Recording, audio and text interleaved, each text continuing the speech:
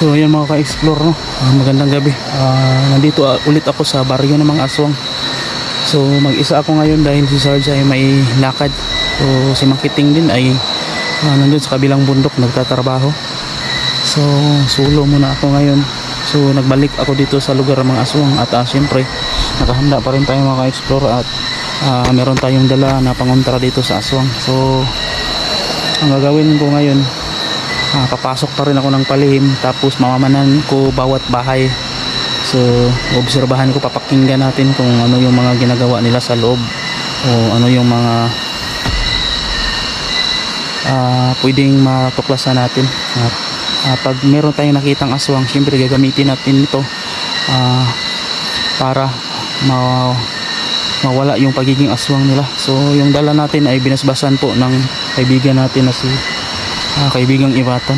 So yun mga ka-explore, solo exploration tayo ngayong gabi. So tara, may mga kabahayan dyan sa unahan. So yan yung lalapitan ko ng palihim. So yun mga ka-explore, tara.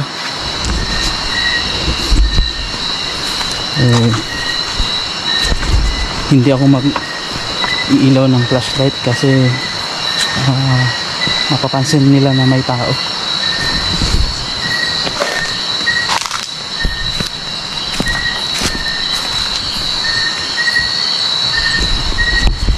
So may bahay.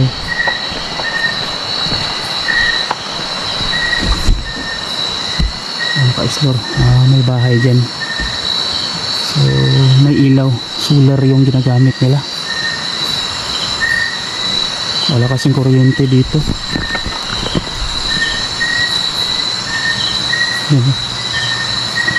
Meron dito. So hindi tayo dadaan dyan sa daanan nila. So plano ko umikot dun at doon pasukin.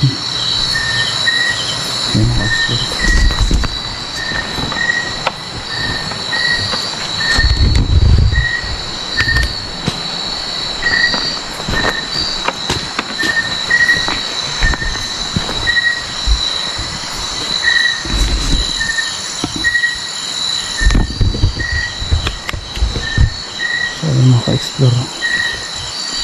May isa pa din dyan, meron din doon. So ang plano ko ngayon, itong dito sa malapit, yung unang-unahin ko.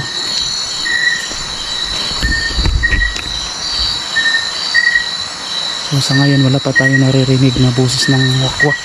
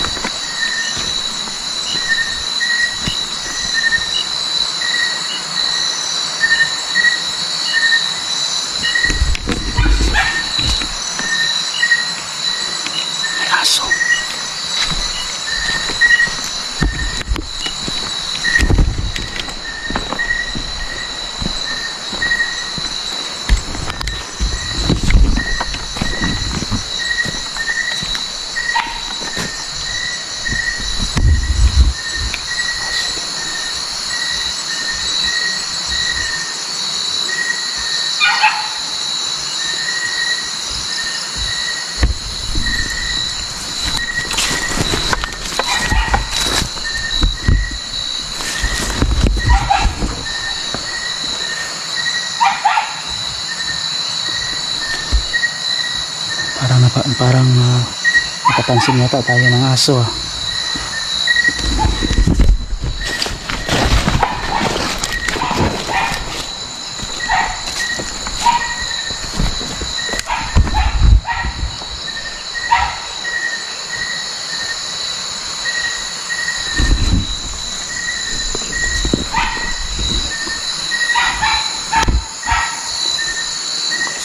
May bahay dyan, meron dito.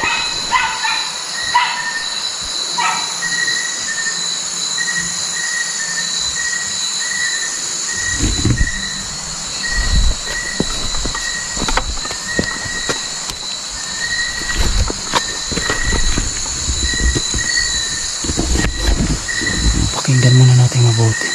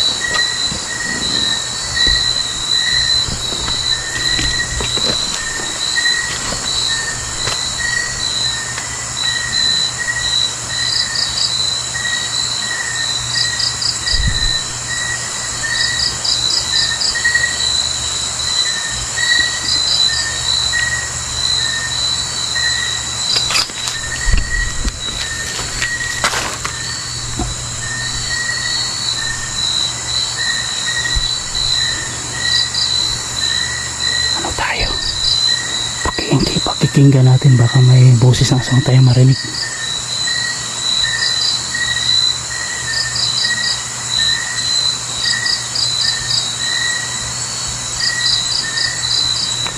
Masyadong tahimik.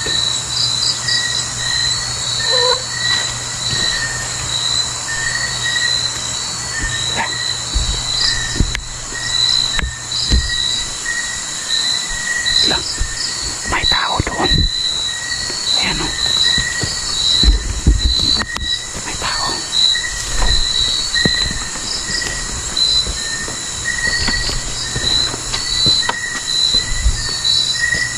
May tao mga ka-explore.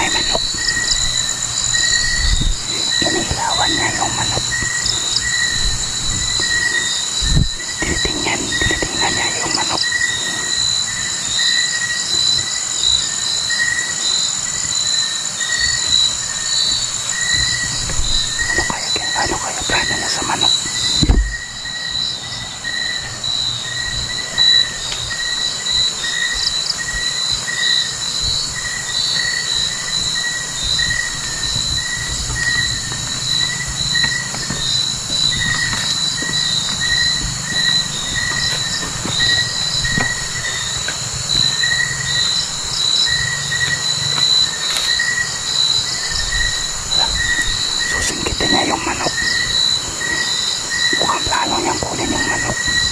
Pero di niya maabot.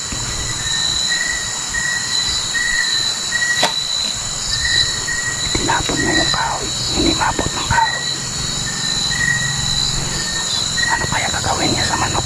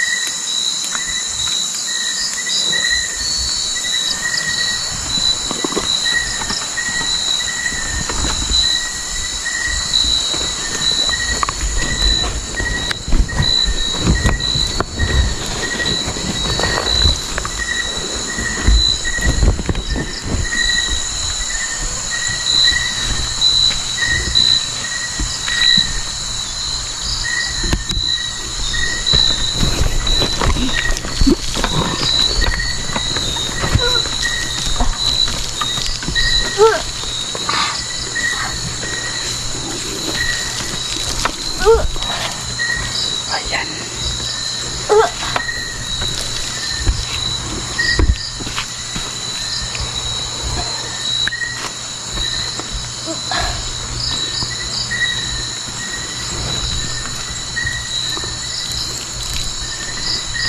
Ayan. Palipad na siya nung nakita ko. Kaso nga lang madilim. Balak yung kukunin yung manok. Ayan o. So, obserbahan lang natin kung anong nangyari sa kanya. So, yung ginamit natin ay asin pinaspasan ni kaibigang Ibatan. So, matatanggal daw yung pagiging aswang sa katawan niya.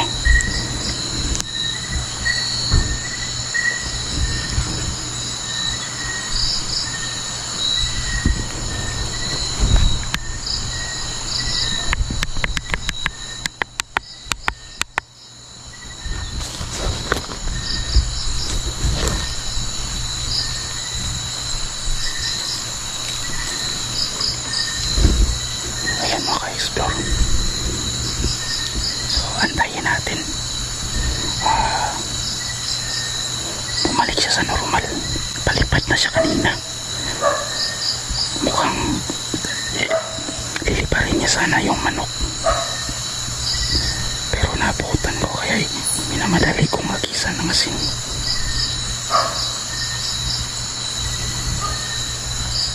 Mukhang naimatay talaga siya. Ayan, parang kumalampak yung aso doon. Parang naramdaman nila.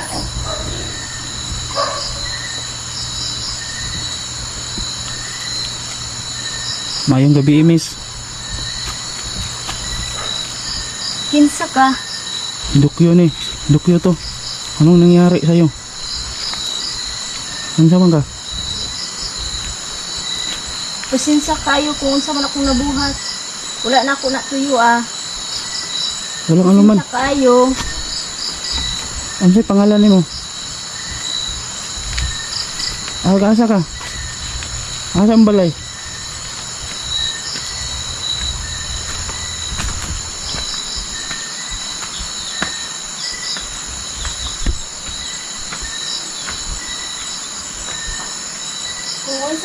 makita. Ay panagit sa uban ha. Oo.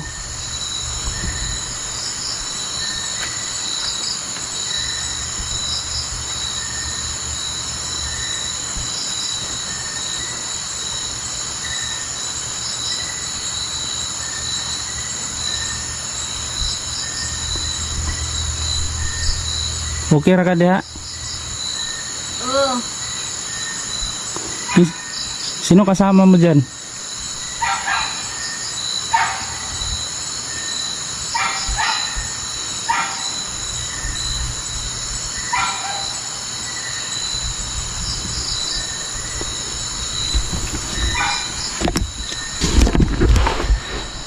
So yun mga ka-explore, no? Yung babaeng yun ay mawawala sa kanya yung pagiging aswang niya. So yun yung sabi ni kaibigang Ibatan kapag hinagisa natin ng asin. So yun mga ka-explore, no?